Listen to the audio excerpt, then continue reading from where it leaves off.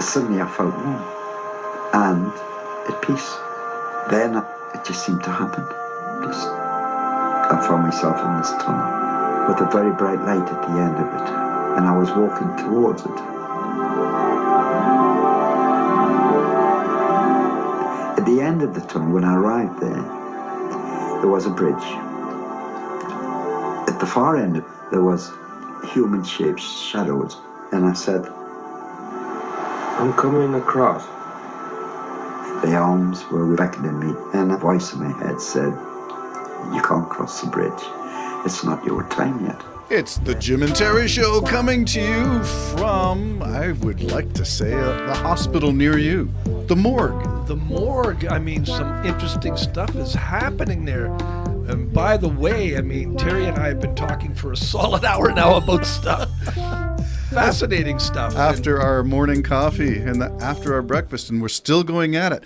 The topic that we were entertaining was just sharing a story, because I had the pleasure of watching a documentary from 1994, I believe, that was sent to me about a near-death experience from someone I know whose father had such an experience. And that got us watching a video, which was sort of a documentary, and then you interjected with some information that you know.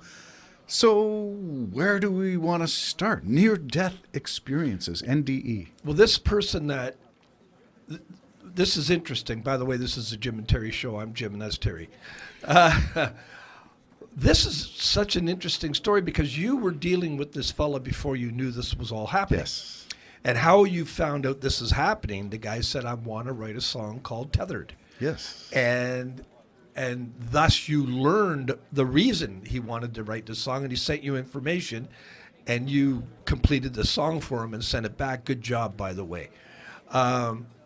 But the reason he wanted this is because in his life, his father died, but not really. So that's where it came. You knew the guy, but you didn't know all the story. And all of a sudden, the young guy that was young at that time, now is an older guy, was in the documentary talking about his dad. So protecting his name, I haven't got permission to use it, so I'll just relay the story details, which is the musician I got to know, who was one of the first that I collaborated with, had this experience. And when I look back on our journey in music, I could probably see some of the impact of that thing, the story of his family, his upbringing, the moment of that experience, and then what it was like afterwards, which I still wonder whether he has disclosed the full impact of that with me. But the story is what we're focusing on. Father had multiple heart attacks, went for a walk, and was near a cliff that didn't have any fencing, and took what he thinks is another heart attack, stumbled, lost his footing, fell over the edge. 60 feet. 60 feet onto Rock. a rock. It's rocks at the bottom, and then bounced and rolled into the shallow water at the bottom. At the ocean. At the ocean, and it's a winter water at that area, and temperature somewhere around 5-6 degrees. So enough to get hypothermic experiences, slowing the heart rate, maybe all kinds of other factors in there. But it's what he experienced while he was floating. It was almost human. It was almost Homer Simpson-this like, because he has a heart attack at the top of the cliff, and I believe he did. It sounds like his trust. He was so in pain, he buckled over and fell down a cliff. You kind of be aware of that. But then when he rolled into the water, the waves kept knocking him back against the rocks. This guy had fractures, hips, legs, head, arms, everything smashed like crazy, plus suffering a heart attack. And hypothermia. And then the story just keeps getting worse. He sort of flaked out a little bit, and he had floated out into the ocean. And now he's out in the being deep water. drawn away from the beach. And he can't move a muscle. Remember that part? I can't move a muscle. He was just laying on his back. Yep. And he was just saying the names of his wife and children. Kids. Yeah. And then what happened? I think the story goes is that he had the white light at the end of a dark tunnel. You're typical, eh? Yeah. Typical, yeah, near-death experience. And there were shadowy figures that he recognized as human-like at the end, beckoning him to join them. and he heard a voice inside his head saying, "You can't." And there was a bridge between Yes. him. He came through he followed The up tunnel. the tunnel of light, and there was a bridge, and he could see those figures, Yes. and they were summoning him, and he said, "I'm coming over." And a voice in his head said, "No, you can't go over. It's not your time." Not your time." And I'm thinking, what? Wow. How could it not be your time? I mean, even if you don't believe the whole dead thing, one thing you got to say, it's a miracle. 2 heart attacks. If you didn't have the 3rd heart attack, you would have had one by the time you fell down 60 feet onto rocks and then roll into an ocean and spend the entire night in the ocean on your back, paralyzed. They found a pulse and signs of life in the morning when a walker walking his dog found the father floating in the shallow water. Yeah. Unbelievable. So the near-death experience, whether you believe it or not, has certain common elements: the white light, the tunnel, shadowy figures on the other side. In this case, there's a bridge between the person and the other side. And the title of the song that will come out of this is called Tethered. And whether that's tethered to the people on this side, where the love you feel for your family, your friends, your history, your humanity keeps you in this world, so you get called back across the bridge. You don't get to make that journey. Is it the love that calls you back? Yeah, well, no, he said, "I'm coming." He wanted to go. Yeah. And you said he was sort of that kind of a personality, kind of a man. Yeah. That he wanted to do what he wanted to do. Right. So he says, "I'm coming over," and it wasn't them that stopped him. No. The voice in his head said, "You can't go." Yeah, so there's a third party there somewhere. Yeah, and he didn't. I think it's interesting because he didn't say you can't go because you're just a bastard, or or anything like. Yeah, there was no judgment. It just said, "Yeah, just not your time." Yeah. And he went back, and there was a documentary on it, and I think it's great. I was telling you about. Go on someone to your I story. know, someone Yes. I know that was trying to get up a hill in the winter, and he couldn't make it up the hill, and from a night of partying, And it was partying. a park hill. Yeah, it was a shortcut, and he kept sliding down and tried to get it sliding down, and then eventually he just said, "Screw it, I'm just going to lay here and just go to sleep." And next thing he knows, he felt like he was floating, just all up the hill, just floating. And at the top of the hill, there was 2 guys, and he said he never felt anybody touching him or anything, but it was 2 guys. And he said, "Well, why didn't you just let me die?" And the person said, "That because you're going to be heard around the world." And he goes, "What? How? My music?" And the guy said, "Yeah." And he goes, "Yes, yes." Had to be a musician in this story. Yeah, had to be a musician.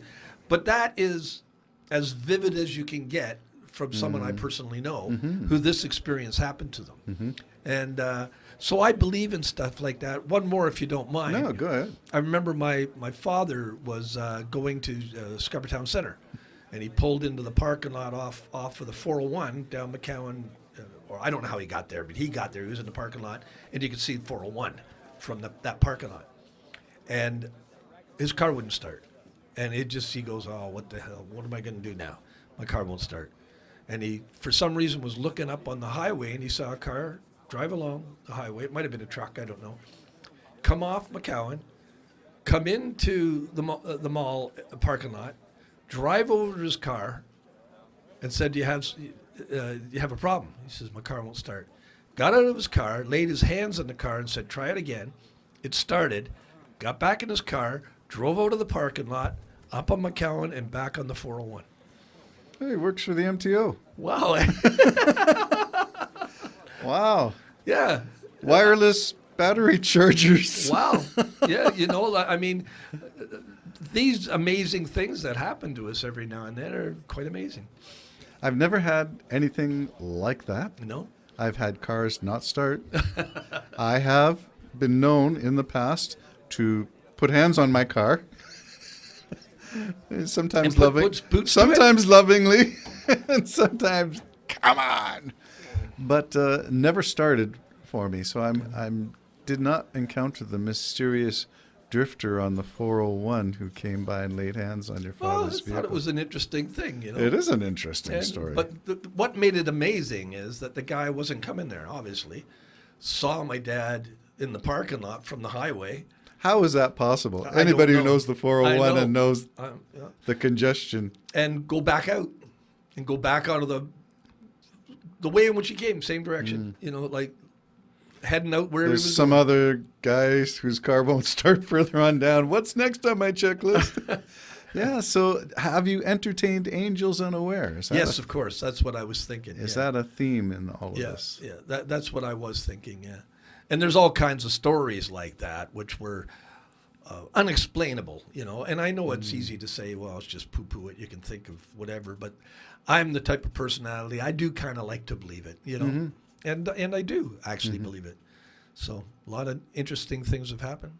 So They do happen. And this story was fascinating because it's a miracle that he didn't die. yeah, considering all the injuries that were Yeah. involved in I mean, this, most including people the would heart attack at the die. top and then And he's bouncing already it. had 2 previous heart attacks. Remember, part of the story is Yeah. he was depressed and upset because he couldn't work again. And he was Pre-existing. confined to his home. Yeah. So, you know, that's a miracle in itself, in my opinion, that the guy just didn't die, let alone the story. And then what makes the story a little bit, you can see, is the fact that he didn't really change all that much. He became more peaceful. Yes. But his personality was the same, sort of. Like he still had the same. Well, he didn't go out drinking very much anymore, and that was part of it. Oh, right, well, so he did change a bit. There was some reform, but yeah, sometimes people have these experiences. Say they come back rejuvenated, refreshed, Yeah, yeah. and they've got a new purpose, a sense of purpose. That was not in that Yeah, it documentary. didn't sound like it. Yeah. But was it? But he was calmed at the fact that he Yes, just he was knew where okay. he was going. Yeah, yeah. And death is not anything to be feared. Well, that's just about wrapping up our podcast from what hospital were we at? Did we chase an ambulance here to try Well, to we find did, a and near? the crowd. I guess someone's coming in the ambulance. I think it's a celebrity or something. I didn't think we could afford to pay EMS anymore. I thought you had to find your own way to the hospitals in Ontario these days. Squeaking politics. Squeak it in any way he can. Any little crack. Oh, we'll save that. That was Ontario politics. We'll get to the federal politics on our next podcast. This is just our first cup of coffee. I can hardly wait for more. The Jim and Terry Show, coming to you from the Hobbit Hole Studio in Bob Cajun. I'm Terry. I'm Jim. Together, we're still 2 guys who love coffee. Bye-bye. Bye.